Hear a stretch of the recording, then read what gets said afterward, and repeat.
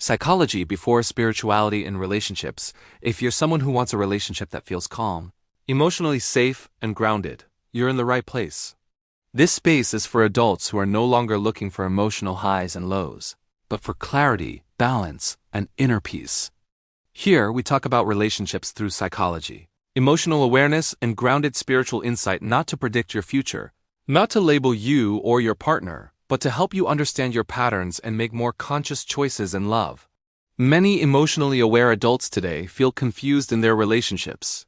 They've done the reading. They know about attachment styles. They've explored astrology or numerology. They understand themselves intellectually. And yet, their relationships still feel painful, unstable, or emotionally draining.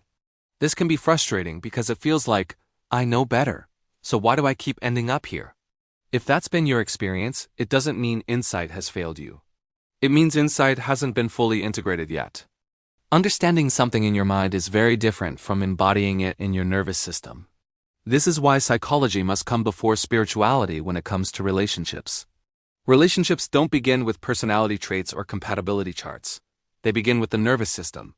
Before chemistry, before attraction, before meaning or purpose, your body is constantly asking one question. Am I safe here? If your nervous system doesn't feel safe, no amount of compatibility will create peace. Many people learned early in life, often without realizing it, that closeness wasn't safe. Maybe love was inconsistent. Maybe emotions weren't welcomed. Maybe connection came with tension, criticism, or abandonment. So even as adults, when intimacy appears, the body can react with anxiety, shut down, or withdrawal. This isn't a flaw. It's not something wrong with you, it's conditioning. And conditioning doesn't disappear just because we understand it intellectually. This is where spirituality is often misunderstood. Astrology, numerology, and other spiritual systems are symbolic mirrors. They're useful because they help people recognize patterns, emotional tendencies, and inner conflicts. But they don't change those patterns on their own. Real change happens when awareness meets regulation. When the mind understands and the body feels safe enough to respond differently. If spirituality is used to bypass emotional work to explain away pain, avoid boundaries, or remove personal responsibility, it can actually delay healing. But when psychology leads, spirituality becomes supportive rather than escapist. Psychology helps you understand how your nervous system reacts. Spiritual insight helps you relate to those reactions with compassion rather than judgment. Together, they create balance. When psychology leads, spirituality deepens awareness instead of replacing responsibility. It helps you stay grounded while you grow. And this is where relationships begin to soften.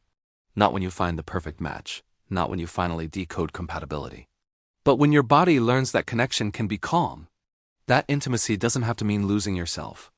That love doesn't require constant emotional effort. Awareness is the beginning, but it's not the finish line.